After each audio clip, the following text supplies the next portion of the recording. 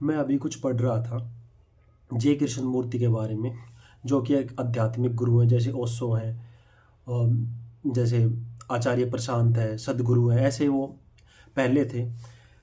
इनका एक कोट है, it is no a measure of health to be well, adjust to be a profound sick society. मतलब क्या कह रहे हैं कि एक हेल्दी इंसान का ये कोई पैमाना नहीं है कि वो एक बीमार समाज के हिसाब से ढल जाए और उस समाज को एक्सेप्ट कर ले। मान लो आपको दिख रहा है ये समाज बीमार है, करप्ट है, ये सोसाइटी करप्ट है और यहाँ के लीडर करप्ट है, आप उसके हिसाब से एडजस्ट हो जाओ और कहो मैं तो इस कह सकते हैं इसका इसका हिस्सा हूँ और जैसी सोसाइटी में वैसा ही हूँ।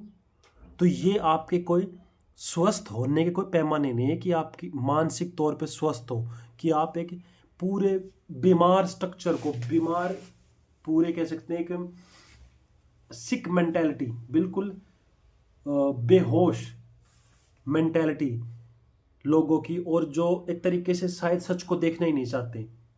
अगर बार बार कोई उनके सामने सच लाते हैं तो वो ऐसे ऐसे हो जाते हैं, नहीं नहीं नहीं।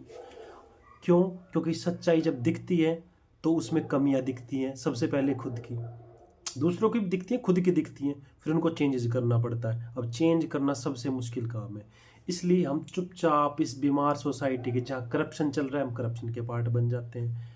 कहीं पर और कुछ गलत चीज़ें चल रही है, चाहे हमें हमारे अंदर कितने ही वो हैं, कह सकते हैं हम कितने इथिक्स एंड मोरालिटी की बात करते हैं, लेकिन जैसी चीज़ें धरातल पे काम करती है, धरातल पे हम ग्राउंड लेवल पे चीज़ें होती हैं, हम आराम से उस चीज़ को एक्सेप्ट कर लेते हैं, उस चीज़ को। तो ये हमारे को स्वस्थ होने का कोई पैमाना नहीं है।